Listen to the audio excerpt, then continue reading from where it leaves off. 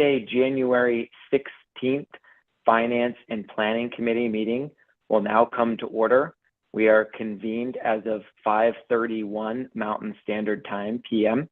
I would respectfully ask everyone attending the meeting to please mute yourself unless you are recognized to speak. Thank you for joining us this evening.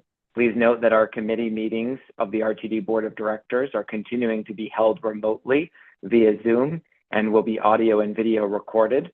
Meeting recordings, along with unofficial minutes of the meetings, will be posted as soon as practicable on the board's website at rtddenver.com. And a live stream of this meeting is also available via RTD's YouTube page. I would now like to call the roll for committee members of the Finance and Planning Committee. Director Broom. Present. Director Catlin. Here. Director Deschel. Here. Director Geisinger is absent. Director Guzman. Present. Director Ruscia. Here. Director Tisdale. Present. For the sake of the record, I see that we have 6 directors from the Finance and Planning Committee present. Also, for the sake of the record, I would note that also in attendance from the board are myself. This is Board Chair Eric Davidson. I also see joining us today Director Whitmore, Director Busick, Director Bouquet, and Director Harwick. Have I missed any directors for the sake of the record? All right, not seeing any, we will move on. The first item on the agenda this evening is the selection of the chair and vice chair. As the board chair, I will facilitate committee elections, and once the seats are filled for chair and vice chair of this committee, I will then turn over the meeting to the committee chair. Unlike the executive committee election process, where we use secret ballots for the election of board officers, for committee leadership appointments, we proceed with open nominations, discussion, and vote by the full committee. We will begin with the selection of the chair and then move on to the vice chair. We will allow for up to 3 minutes for board members who wish to nominate a candidate, and for those seconding nominations, if any, and any other members who wish to speak regarding a candidate. I will then call for a vote, and then the candidate who receives at least 4 votes will be appointed. If only 1 director is nominated, the committee may proceed by acclamation, and that director will be appointed. If no candidate receives 4 votes, then we will repeat the process outlined above until a candidate does receive 4 votes. I will first of all start by asking for nominations for committee chair.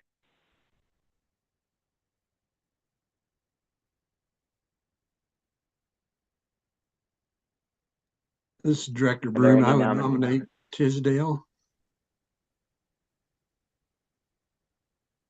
Thank you very much, Director Broom. I hear Director Tisdale having been nominated. Are there any other nominations for the position of chair of Finance and Planning Committee? All right, with only Director Tisdale having been nominated as committee chair, I would ask if anyone is opposed to appointing Director Tisdale to the position of committee chair by acclamation. Are there any no votes?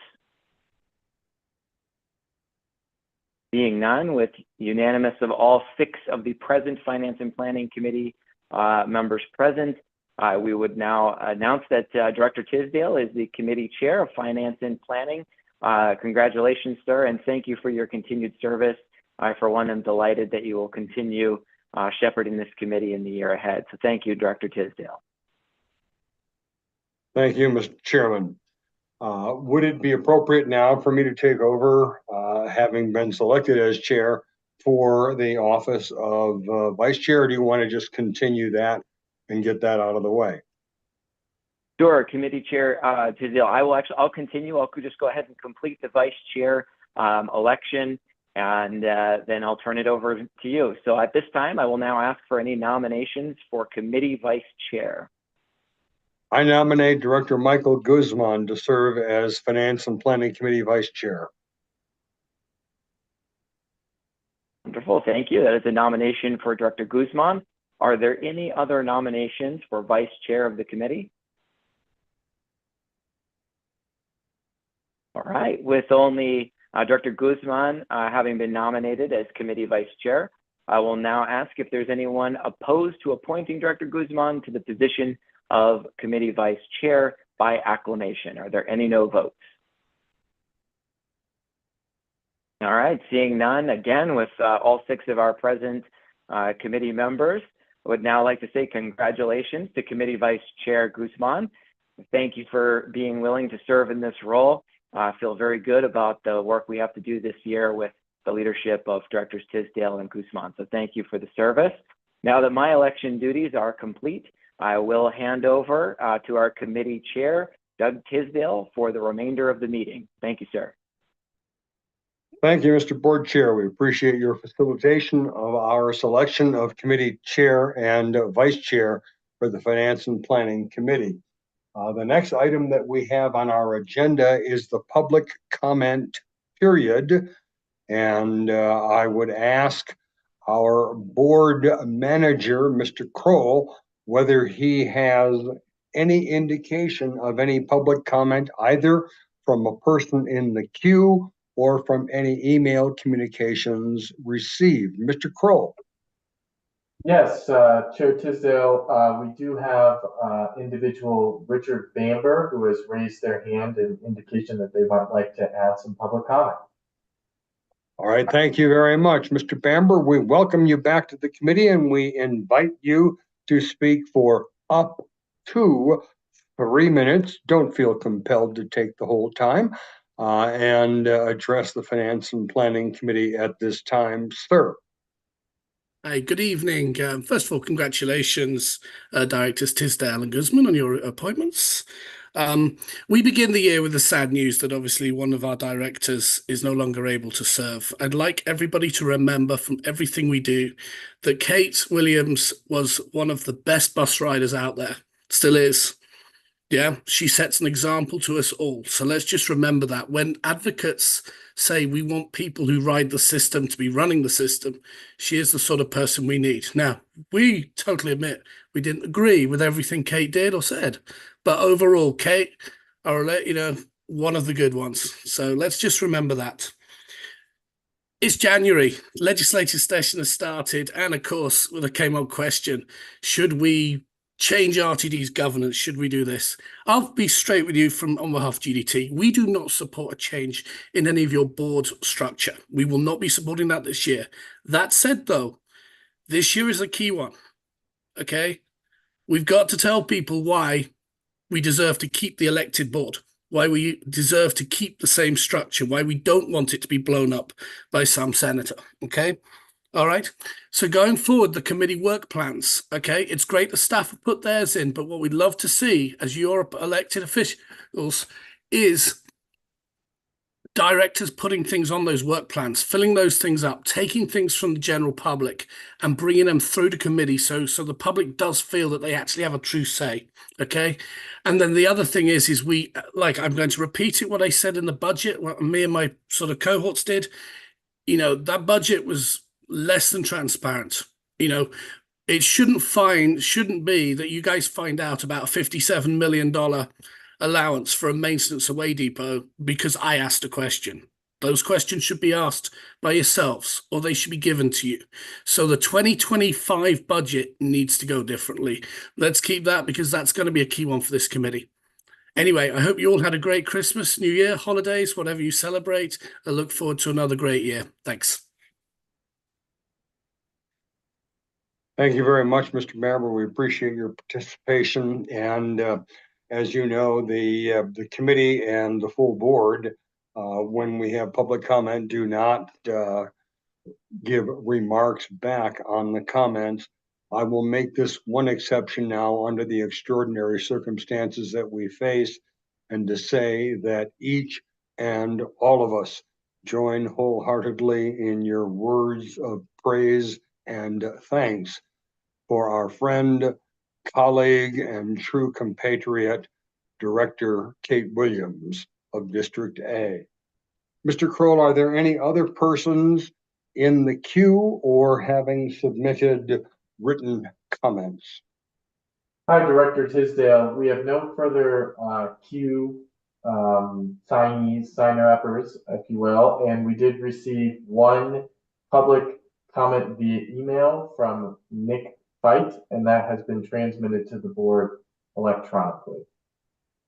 All right, and that is in your email box, directors, and I believe that went to the full board and not just the committee members. So you are invited and encouraged to review those comments at your convenience. Hearing no further public comment, we then turn to the agenda item that is labeled information from external entities. Mr. Board Manager Kroll, do we have any external entities who have communicated with us either in person or through written or electronic means for information? We do not. All right, thank you. Then we turn next to an update from our Revenue Diversification Working Group. And we turn this time to our board chair, Eric Davidson, who is the chair of that particular working group. He and I will be in discussion about how we may retool that going forward for this year. But it is a topic near and dear to his and to all of our hearts. So I'll call upon Director Davidson at this time to give us a report on the Revenue Diversification Working Group. Mr. Chair, the board, the committee now listens to you. Thank you, Committee Chair Tisdale. Much appreciated. I'm happy to provide an update as well as field any questions. The Revenue Diversification Working Group did meet on January 8th of this year, and we had a couple of topics that I just wanted to highlight. And again, I'd remind everybody, as always, and certainly available for discussions and questions offline as well as online here. One topic that we spent some time on was the investigation of financial metrics and how useful they are in understanding our place in the broader transit agency community, and also looking at opportunities for how to communicate with policymakers and other stakeholders, as well as the public at large, about our financial position and how that relates to other agencies. During this time, Mr. McLeod, Mr. Davies, and myself discussed some of the metrics that we have been looking at. I'd like to just highlight a few of those for the committee to be aware of. Obviously, we won't go into all of what has been discovered, but we've looked at some interesting metrics such as the revenue per unlinked passenger trip, or essentially the revenue per rider that this agency collects. We looked at our operating expenses, or OPEX per rider or unlinked passenger trip. We looked at revenue and OPEX as it relates to vehicle revenue miles as well. We also took a very interesting look at how our revenue looks on a per capita basis using our primary UZA population. All of this was based on data that gets reported to the National Transit Database, which is especially useful because all of the transit agencies against which we would be interested in comparing ourselves are submitting similar information.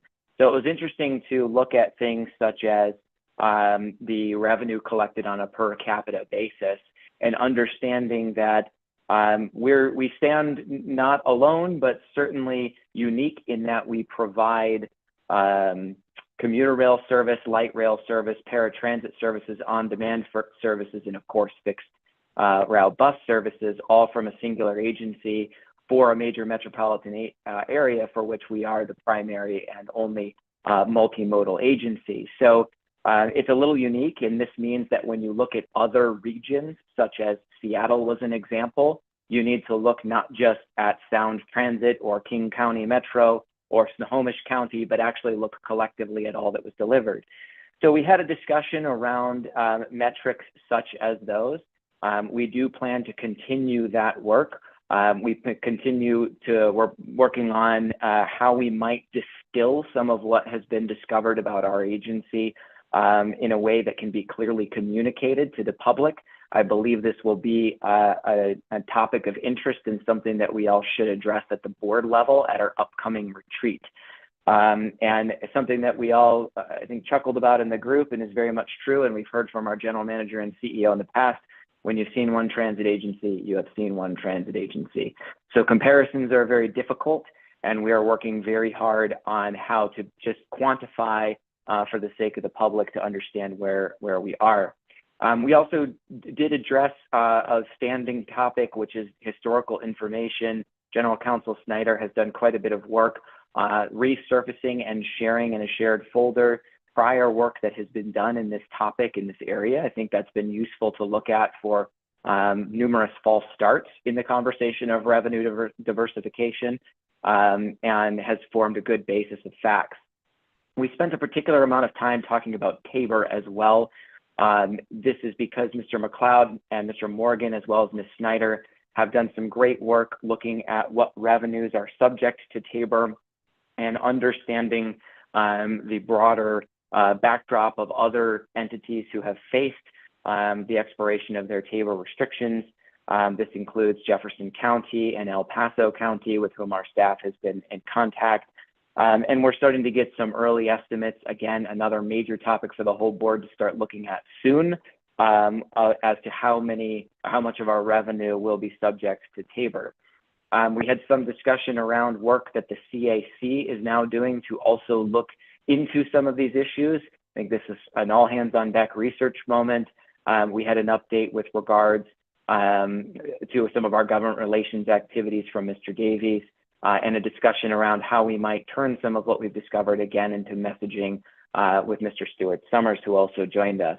With that being said, what I'd say is sometime in the very near future, this standing report, I think, will change to a much broader communication of the things that have been discussed and discovered to this committee and to the board. I think the first step in that direction is talking about what we would like to communicate out to the public and to stakeholders at our upcoming retreat. And with that, that concludes my report, and I'm happy to take any questions, and I'm sure some of the members of the working group that are present would be happy to elaborate on any one area as well. Thank you, Mr. Chair.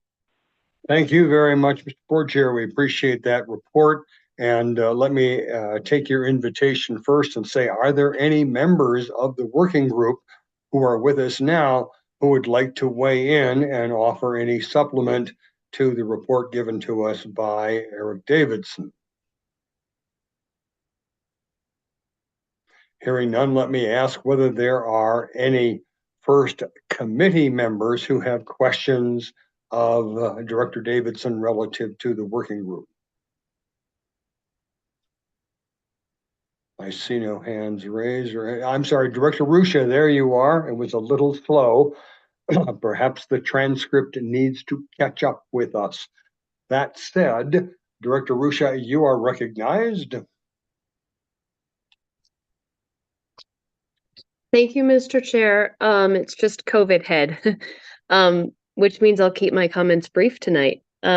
So the information that was referenced, like the information that we report to the federal government, and I'm assuming also that bank of knowledge that our chair referenced relative to work that has been done this previously is probably all publicly available information or could be made public. So I'm just wondering, to that end, I do appreciate the summarization of the agenda. Is it possible that that the working group can share that content with the board? I think it'd be helpful for not just what was discussed in the working group, but also just our work generally as a board across both finance and the operations side. So is that information that we might be able to get? And I also just want to note that things like cost provider and those subsidies and things, the board used to get pretty comprehensive reports at least once a year on that. information, even broken down by line. So if that's information that you're discussing in the group, I think it'd be important for us to also see it, just so we have it for our own knowledge. And if it's not something that you're discussing at that level of granularity, I would just opine that it would be helpful for the board to be apprised of that information just moving forward. Thank you. Director Davidson, if you'd like to respond to that. Yeah, thank you, Mr. Chair, and thank you, Director Ruscia. Yeah, appreciate the question. Absolutely. So first of all, yes, all of this data is public. It's all part of the National Transit Database when it with regards to metrics. Some of the going deeper on specific agencies, for example, there are some very high level buckets of information that aren't well drilled into. We're choosing the right agencies to kind of dive and pick through and have to go to their individual budgets. But we are working on, there's a number of things that we've discussed or looked at that haven't really told us much.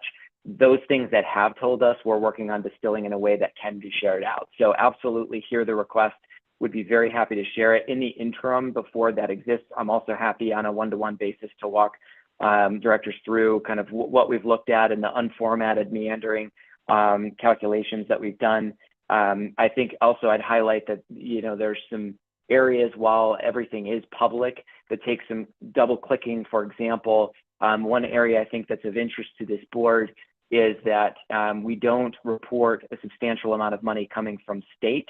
Our money comes from taxes levied directly by the agency. This in our case is sales and use tax.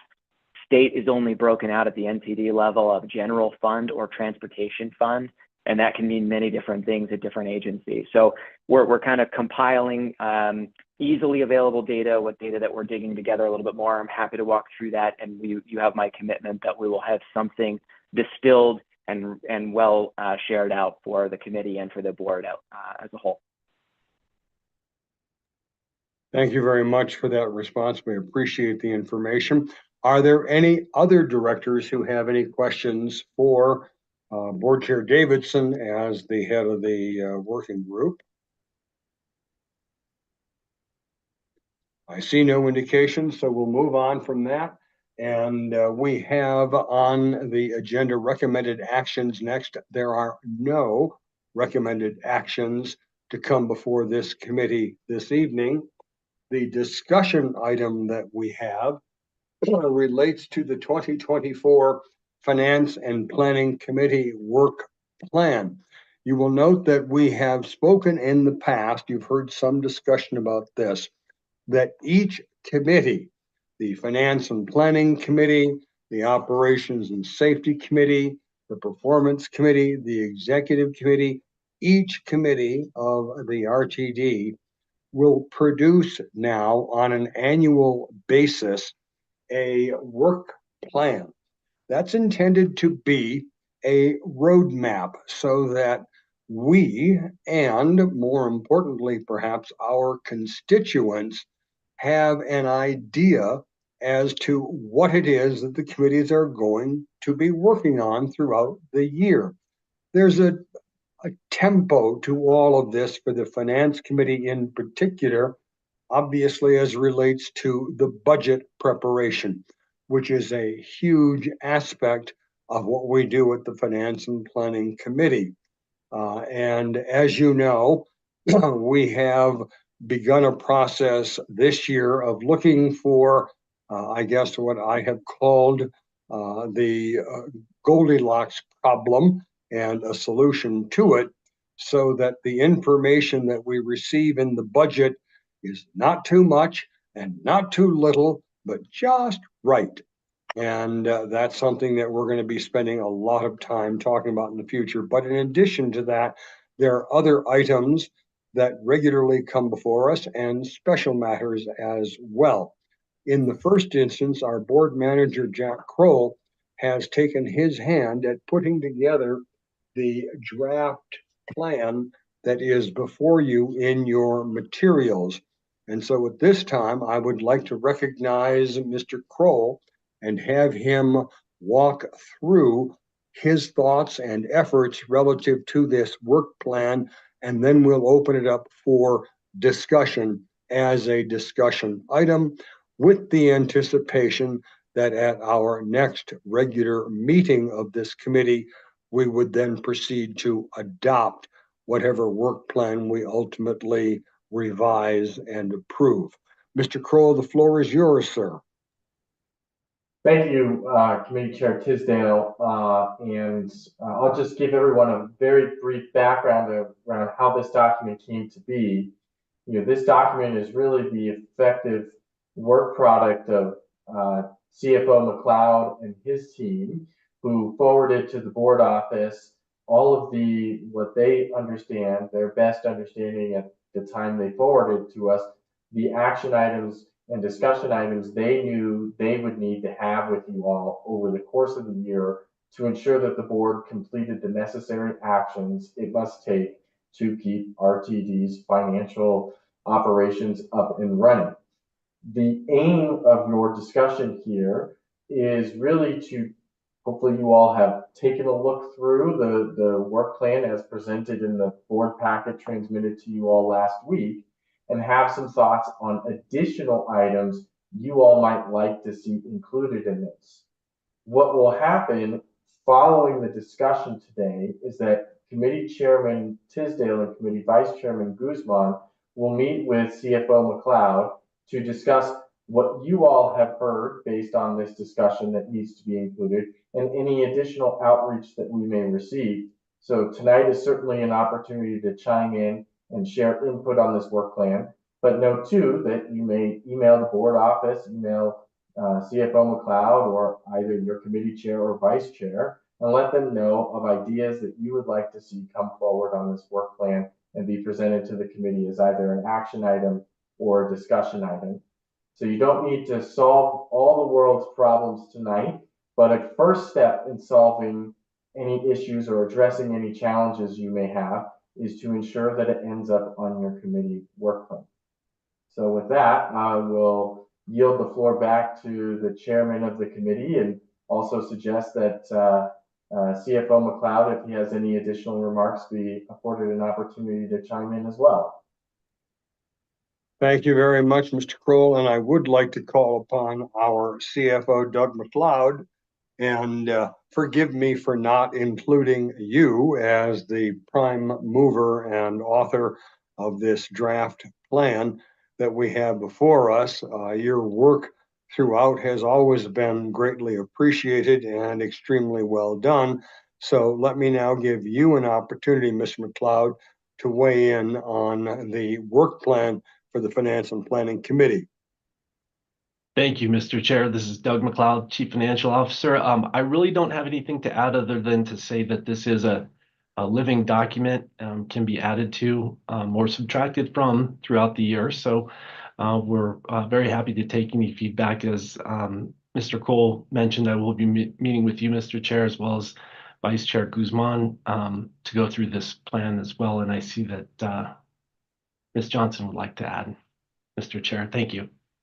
Thank you very much, Mr. McLeod. Madam General Manager and CEO, our pleasure to recognize you now and to ask you to speak to the committee.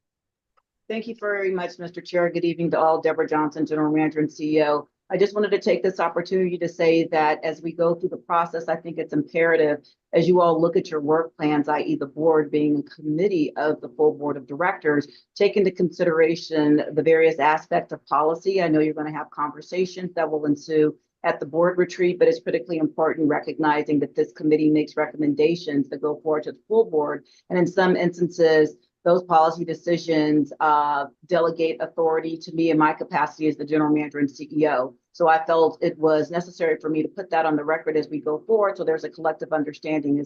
It is a partnership relative to what it is that we're doing, recognizing that you set policy and we as staff basically implement said policy. So wanted everyone to be clued in as to what expectations would be on both sides of the fence. Thank you. Thank you. Very well said, and nice to highlight and reaffirm those important points.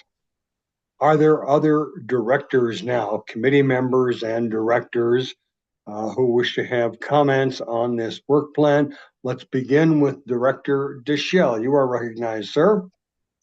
Thank you, Mr. Chair, and thank you to staff for the work that went into this report.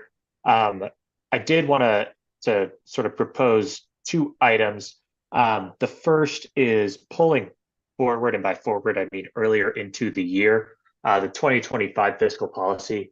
I recognize that this is traditionally done later in the year as we're getting closer to budget season. But I also wanted to, and I noted this in the fall, which is that the fiscal policy helps drive the budget process. And based on my understanding, you all begin the budget process back in June, if not earlier, if not as soon as you finish the last budget. And so to the extent that I know it was discussed on the record voluminously, the need to sort of better tweak what we're looking for in the budget. I think that item should be pulled forward as early as next month, if not March.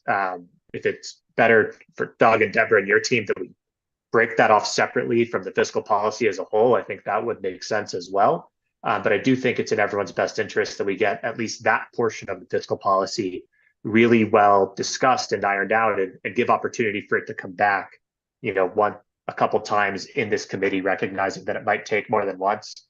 The other is, and Chair Davidson, this may have been in your report and I may have missed it, but it would be really great to see as opposed to updates, at some point it would be great to see a plan of action, a recommendation. And I apologize if I missed that of when that's coming forward. Right now they all show as updates. It would be great to see a commitment just to force the issue one way or another, just so we're having that accountability there. And then last but not least is whether we have an update on the transition to zero emission. I know that plan is being put into place, and that I am 99% confident there are fiscal items in there, or would be, and that also may be in here, and I also may have missed it. I really did read this. And if we could see that calendared as well, that would, I think, be beneficial for all. Excellent points, all, Director Deschel. Thank you very much for sharing them. And interestingly, as to your first point, I am reminded of the phrase, everything old is new again. When I started on this board in 2017, the habit of the board was every February to have a planning retreat. We have retreats now going forward, but they've changed in recent years. The way it began for the first couple of years, 2017 and 18, and perhaps 19, the retreat that was held in February was a financial planning retreat to set the goals for the agency for the following year. So in 2017, we met in February to talk about what our priorities and goals and finance commitments were going to be in 2018. And we did that because the budget process is such a long and involved one that it helped that the staff had the listing of priorities and matters of importance for the board before them as they were shaping that. So to some extent, you're bringing back some of those same thoughts, and I greatly appreciate that. And I am very happy that you mentioned the zero emission vehicle plan as well, because that's something that we have not had an update on lately, and would be very good. And I know the work has been proceeding, so it would be nice to have that also. So all three good points. Thank you very much. Director Ruscia, you are now recognized. Thank you, Mr. Chair. So I am glad that you just referenced the budget retreats that the board used to have. I was just going to bring that up, and I was going to note it also used to be in our bylaws. It's still referenced in our bylaws, but not as specific. And so I would ask whether it is a board retreat or a special meeting of this committee, that we actually put something on the calendar for us to have more targeted discussions on our budget process, what we would like to see out of the budget, and the fiscal policy that Director Deschelle just referenced. I think that would really benefit us. So I don't know if that goes on the committee work plan, or if it's another process, but I just wanted to say on the record that I think we should put it on a calendar. And I think that will also help hold us accountable if something is scheduled. And then to that end, speaking of, reports, I personally think that we would benefit from getting capital projects updates at least quarterly. And so I'm sure there'd be some discussion on how that works. And if that's something that we can work into our committee work plan, I think it would benefit all of us, especially because we have some very large projects that, are coming around the bend. And then I just had a question. This is for staff.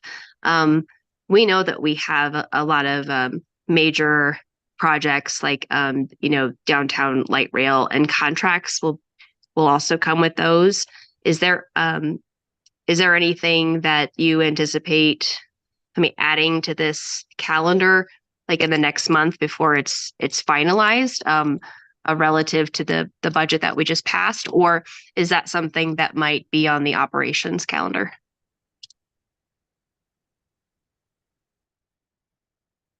Thank you very much, Director Ruscia. And let me look to Mr. McLeod in the first instance to see if he has any particular information that he would care to share with us at this time in response to Director Ruscia's remarks.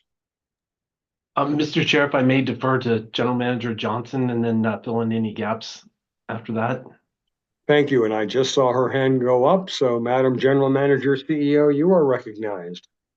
Thank you very much, Mr. Chair. Actually, my hand was up and I wanted to make reference to a comment that you made relative to the facilities and fleet transition plan as related to not receiving updates. We have been providing written updates in the board briefing documents, recognizing that we have just commenced with some scenario planning. And so I wanted to be clear that staff has shared information as we go forward, recognizing the plans that have been outlined. It may behoove this group to have those come to operations, recognizing that we're talking about our core business, which is deploying transit services and what that might entail, recognizing that it is our intent to have a facilities and fleet transition plan made available by December 15th of 2024. That is a planning document in which we have to take a myriad of things under consideration. So from the vantage point of, basically forecasting out dollars at this juncture, that would be somewhat premature on some aspects of it, because this wouldn't be a wholesale transition as related to our facilities. We have to first discern what might be our best course of action in looking at alternatively fuel propulsion systems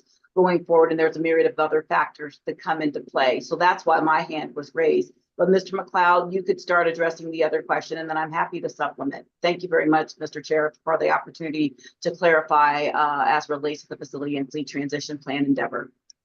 Thank you very much. And I need to say that as soon as those words escaped my mouth, I realized that they were inartfully expressed in terms of having a, if you will, a public statement out loud at a meeting about that. But yes, of course, we have been getting those written updates, which are appreciated and, despite my comment, not ignored.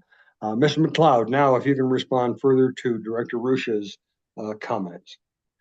Thank you, Mr. Chair. Thank you, Director Ruscia, for the question. And yes, there will be periodic updates as you requested. What we've been working on internally at the most recent audit committee meeting with Chair Deschelle, a request was put in for staff to work with our internal auditors to look at best practices in terms of budget reporting and the like. We also have many notes from the discussions that were held during the budget approval process in November. So staff is diligently working through General Manager Johnson to come up with a new proposed format, new proposed information, and we intend to update the audit committee as well as the finance committee along the way in coordination with the chair and the vice chair of the finance committee at the appropriate time. Currently, we're getting everything scheduled to do cap walks, basically a capital walkthrough on a quarterly basis internally, and we can share that information as well to the finance committee to give updates on those projects. As General Manager Johnson mentioned, some of those are still in the development phase, such as the downtown loop. So the information will come. Those are larger projects. Those will definitely come forward to the board, but we can give periodic updates and listings of the approved capital schedules that were budgeted for 2024 to this committee. Thank you very much. And I appreciate your being able to supplement that information. That's helpful. I see Director Rush's hand is up. Madam General Manager, let me just go back to her first here and see if she has further comment or supplement following that response by Mr. McLeod, our Chief Financial Officer. Director Rusha, you are recognized.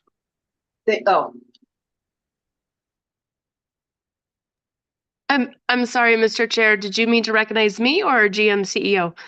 No, I'm sorry. And she has taken her hand down, and I was going to you first because Okay. I know it was directly responsive to Mr. McLeod's comments. Okay. Thank you. I was I couldn't keep up with the transcript and the screen. Thank you. So thank you, Mr. McLeod, for that update and that information. Something that I would like some clarification on as it relates to our the work plan, the draft in front of us, is also about our mid-year financial update. Now, I've only been on the board for a year and I wasn't on this committee, but I remember last year it was we focused a lot on revenue projection, which obviously is very important. But when I think about budget and budget updates, I also think about or when I think about financial updates, excuse me, I think about budgets that we passed, and that includes budgets versus actuals, which would also, again, include things like the line items for capital projects, staffing projections and the like. And I was just wondering if that might also incorporate its way into a mid-year financial update, or if the mid-year financial update would stay, the same as it has been in the last couple of years in terms of format and the data reported. Mr. McLeod, let me ask if you can at this time respond to that, or if you want to defer and provide a later response in more detail. But in the first instance, the floor is yours. Thank you, Mr. Chair, and thank you for the question. Yeah, that's a new item actually that we wanted to present to the committee, where we stood mid-year budget versus actual, both from an operating expense standpoint, revenues, as well as all other expenditures, including capital. The idea behind that timing is, mid-year is kind of a good time to give a full-fledged update as we get into the really serious budgeting process. But in addition, there's also the Office of the State Auditor is scheduled to wrap up their audit mid-year, and they're looking at the financial position of RTD, as well as the FTA is performing a triennial review of the agency. That has begun with data being provided by the end of February. So all these things are kind of coming together at once. The audited financial statements will also be available at that time from 2023. So we should have a really good set of numbers to set the stage for how we've performed as an agency through mid-year, as well as going into next year. So yes, that's the intent of that discussion item. So thank you for pointing that out. Thank you very much, Mr. McLeod. We appreciate that. Other comments from directors, and again, let me just bring to your attention what we said in the board report, the committee report for this discussion item, where we said that the directors can provide input on items they would like to see scheduled in the work plan that are not already included in the draft document. So this is a chance. It is not the only chance. It is a chance for you to propose things for the work plan. And then following this discussion, the staff and the chair and the vice chair of this committee will be making further revisions to this plan with the view toward presenting it for your consideration and board recommendation at our February 13 meeting. All that said, Mr. Board Chair Davidson, you are recognized, sir. Thank you, Mr. Chair. I just wanted to respond to a comment by Director Deschel. I had the same adjustment to suggest that we don't just keep the updates from the Revenue Diversification Working Group throughout the entire year. I think I'd like to give some thought and consideration along with Mr. McLeod and with you, Mr. Chair Tisdale, this committee, as to when would be appropriate to bring forward some more of a detailed update, as well as some suggestions and next steps. Again, I think some of that will be clear in the retreat, but I just wanted to note for the record that Director Deschel, we're in full alignment, and Chair Tisdale, I'd like to work with you to find the appropriate time to include that into the work plan in conjunction with Mr. McLeod as well. Thank you. Thank you, and that is exactly what we would like to see happen. So yes, that is on our mutual agenda, and we will be pursuing that. Further comments by any director, committee members, or otherwise relative to the work plan that is presented to you in draft and will be revised and resubmitted for the February 13 board meeting, committee meeting. Seeing none, again, this is not your only opportunity. Between now and when the board office, along with our CFO, Doug McLeod, actually present a revised plan, you will have an opportunity to weigh in with additional things that you would like to have in there. In the first instance, we really are looking for this to be a Christmas tree. Hang an ornament on it. If you want something there, go on ahead and let us know. The committee then will make a determination as to whether such item should be made formally a part of the work plan or whether it's just something that we make a note of. That said, we have concluded our discussion on the discussion item regarding the work plan, and we turn to other matters. Are there any other matters that any member of the committee would like to bring forward at this time?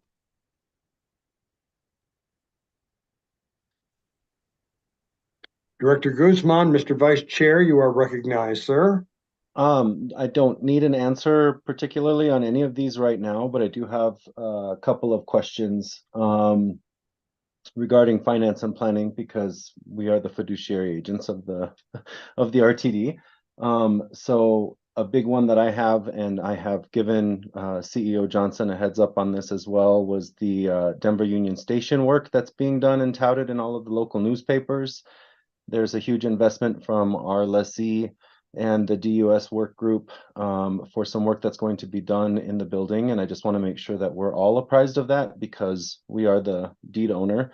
And indeed, taxpayers did pay for that building. So we want to make sure that we keep our eye on that. I'd like to get some more information about what's going on and ensure that the safety, the protection of the architectural history of Denver is not hurt or destroyed in that process in any way.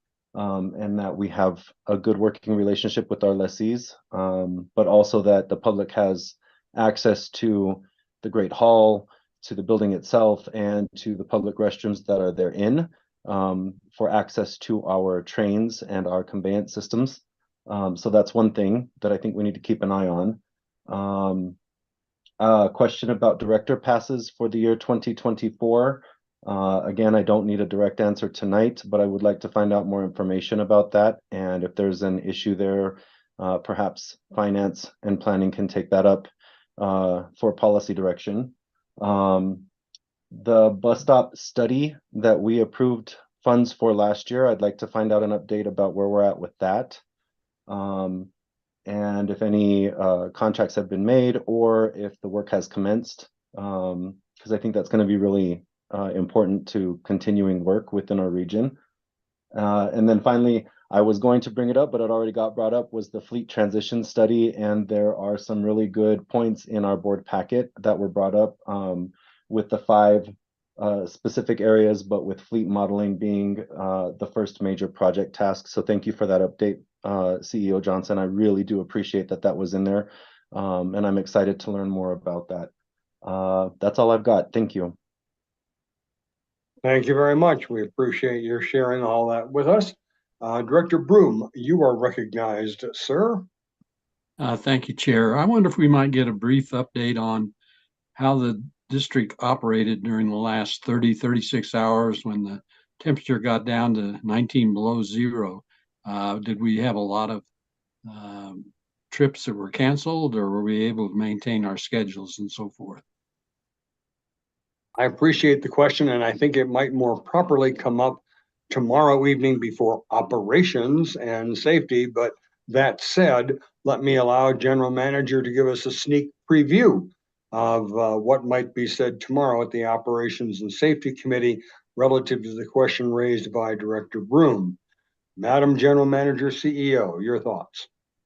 So thank you very much, Mr. Chair, and thank you, Director Broom, for the question. Recognizing what I'm going to share is anecdotal, as I've yet to have a meeting more specific to the circumstance surrounding it, but recognizing that our system, worst case scenario, is supposed to be operated within 0 degrees Fahrenheit. We were below that. When you look at our infrastructure holistically, there were some things that were done years ago relative to our infrastructure with some elevators we had problems with because at a point in time, a decision was made to procure elevators that were manufactured to be used indoors as opposed to outdoors, which had some issues.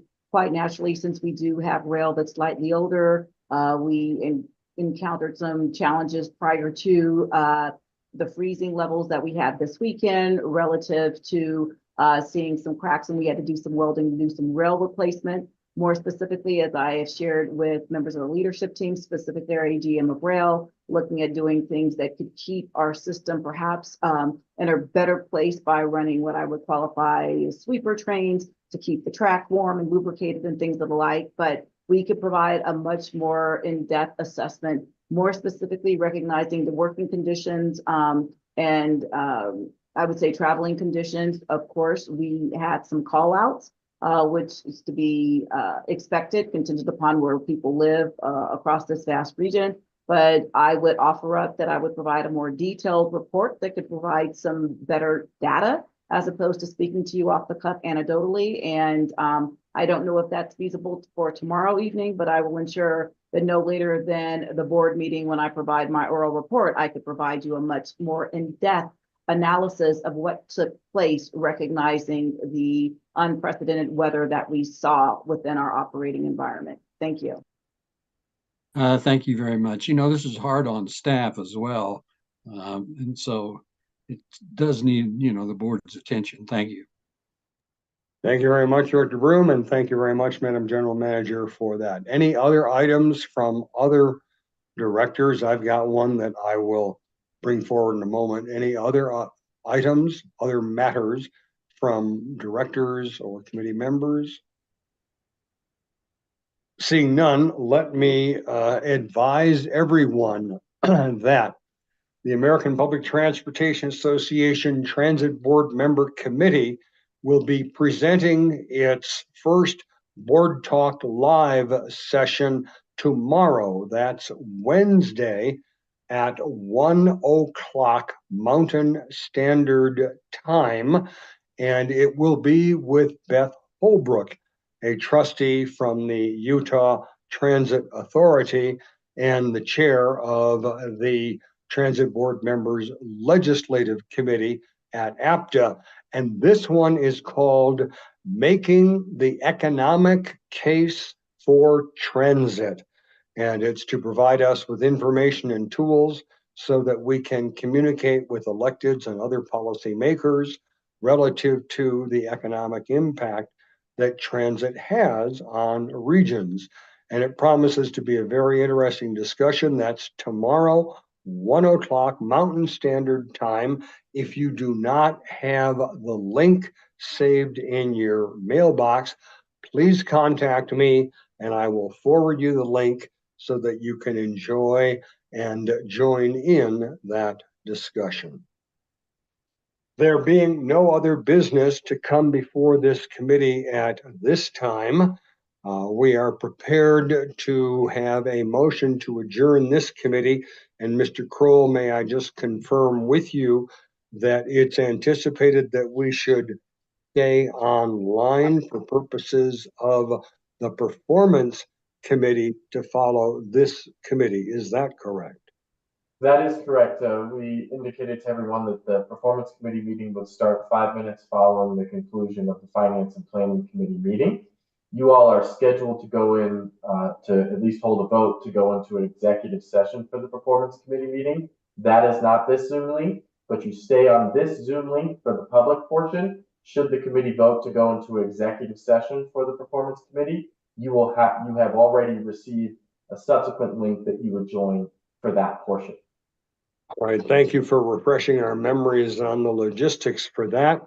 So relative to, was there a question? Chair Tisdale, I'm sorry. CEO Johnson has her hand raised. I don't know if that's just a leftover. Oh, and I'm sorry, I did not see it. So I think it was a carryover, right? Thank you very much. Okay.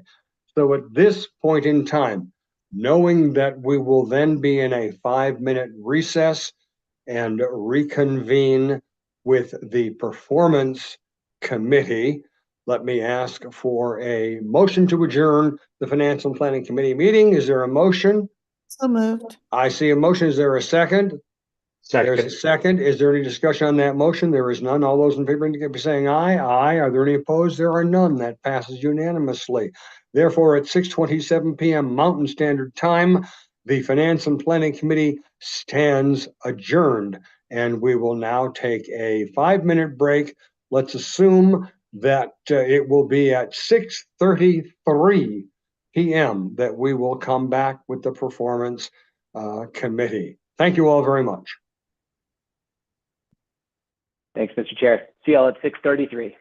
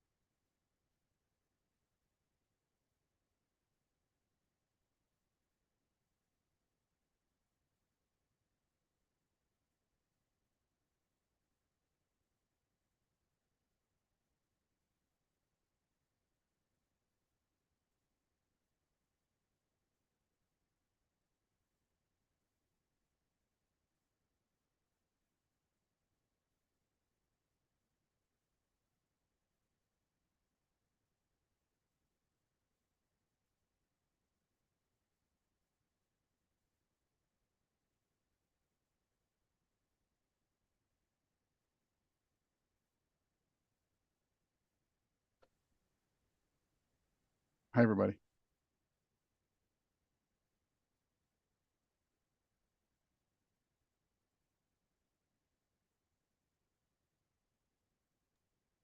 Oh, hey, Paul, we knew you were coming, so we left early.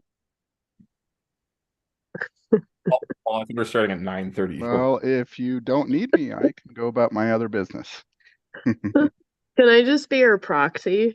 Can I just carry your vote? No, I'm kidding. Sure. I have COVID, so I don't even. Sorry to hear that. I'm a little bit silly tonight. Sudafed head and all that too. Anyway, we took a 5-minute break. That's all. Okay. We'll So get I well think you soon. came in at like 3 minutes and 46 seconds. So it should be just a minute.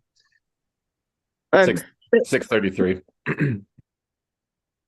Thanks, Julian. Hey, did you guys get a second link for the executive session portion?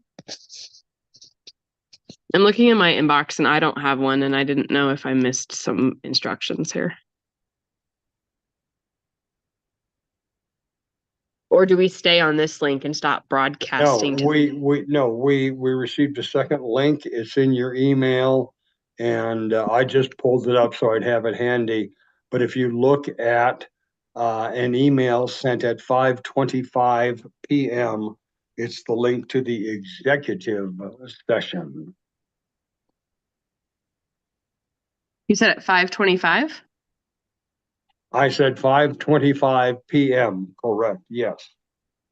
All right. I don't have that. I'll check my spam, and I'll just send Jack a text and ask him to resend. Thanks, Doug. And thank you for reaching out to Petra. She just sent out to all of us the link for tomorrow's Board Talk Live. Yes, and I have that on my calendar, so I'm gonna attend. Good. I just sent it to you, Joyanne. Here. Oh, thanks, Julian. All right. We're going to start in just about 20 seconds here. I want to resume camera, make sure we have everybody here. And I believe we are still streaming and recorded. Is that correct, Mr. Kroll? We are not, now we are recording. Okay.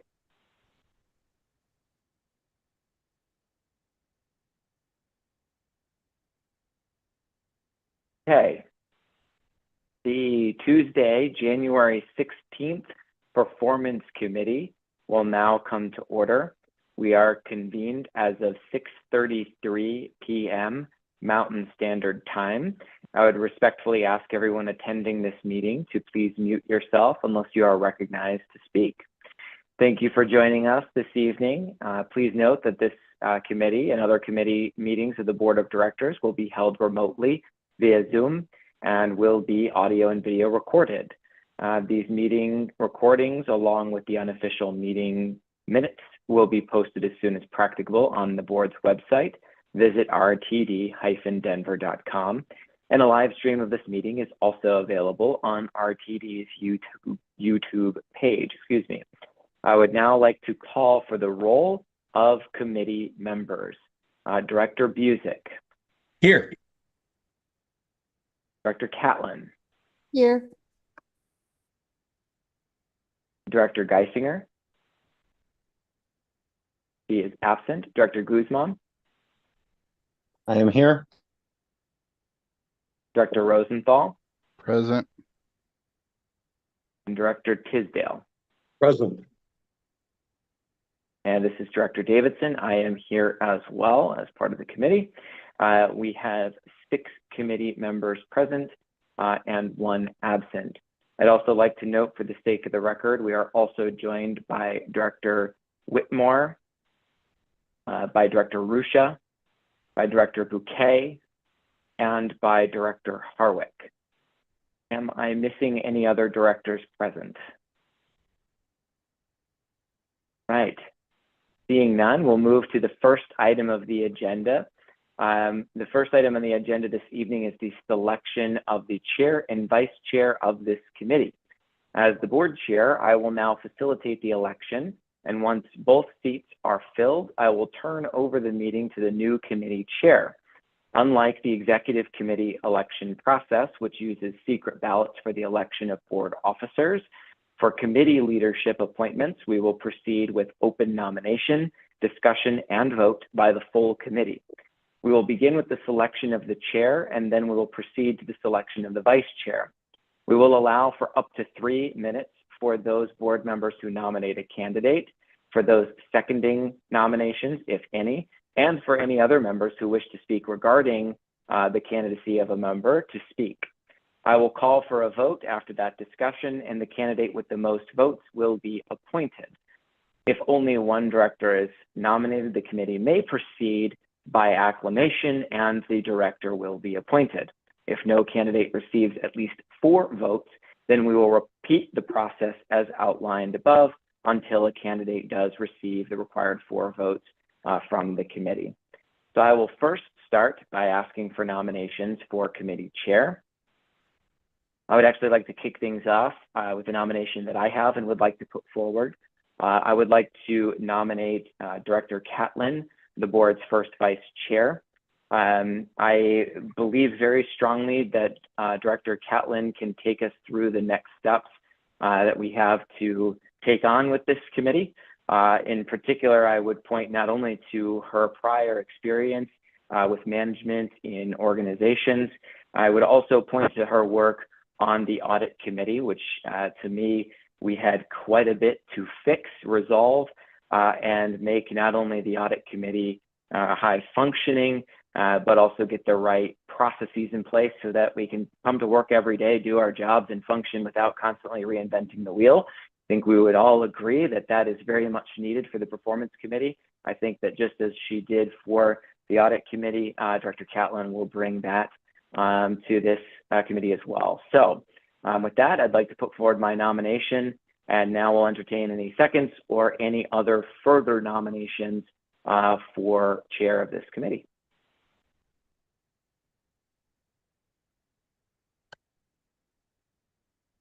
All right. Well, seeing none, with only Director Catlin having been nominated as committee chair, I will ask if anyone is opposed to appointing Director Catlin to this position of committee chair by acclamation. Are there any no votes to the appointment of Director Catlin to committee chair? Being none, by acclamation, I'd like to congratulate Director Catlin for being the next chair of the performance committee. And I would certainly like to thank you for your willingness to engage on this and lend your assistance as you did with audit. Thank you. Thank you, Mr. Chair. We will now. Yeah, thank you.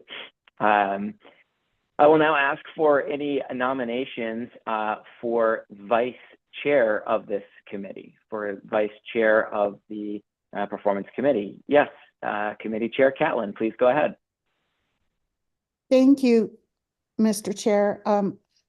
I would like to nominate, although she's absent from this committee, I would like to nominate Lynn Geisinger. I think for reasons of continuity, the work that she did with you as board chair, Mr. Davidson, when you chaired this committee, I think it would be nice to have that continuity. I also believe strongly that the work that she and I did on the previous performance committee when we engaged in this executive search and ultimately hired GM CEO Johnson, that she and I worked really well together. So for those reasons, I would ask for consideration of her vote. And just for the record, I did ask her for permission to nominate her in her absence. Thank you. Thank you, Committee Chair Catlin. Very much appreciated. We'll entertain seconds and other nominations as well. I saw Director Busick, your hand up, so you are now recognized, please. Thank you, Mr. Chair. I would just second the nomination for Lynn Geisinger to be Vice Chair of the Performance Committee. As Chair Catlin has indicated, Lynn has been intimately involved with the Performance Committee activities in her role as board chair, and is up to speed and knows all that we have to do early on in this year. So I would second that nomination. Thank you. Thank you, Director Busick. Any other nominations or discussion?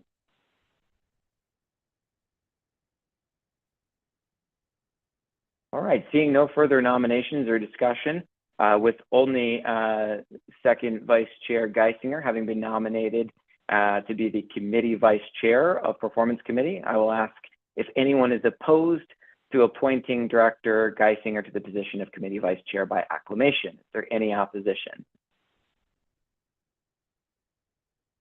Okay, as they say, voluntold. So absent tonight, we have now appointed Director Geisinger as committee vice chair. Certainly we congratulate her and wish her well on her current travels and look forward to the continuity of her work with this committee.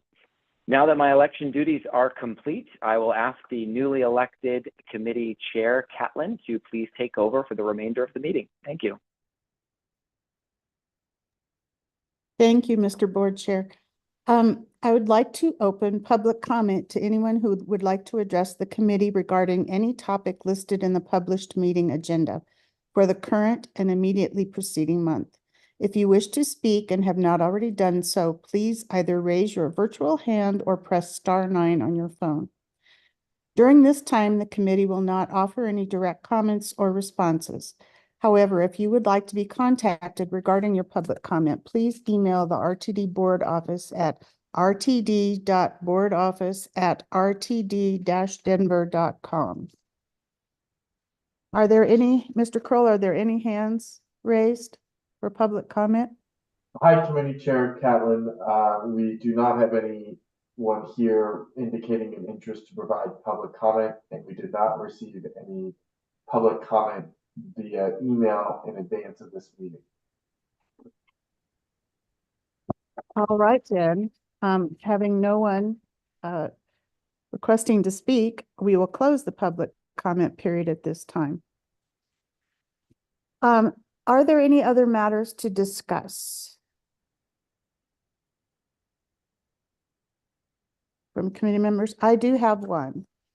As some of you were participating in the Finance and Planning Committee earlier this evening, there was the discussion of the committee work plan.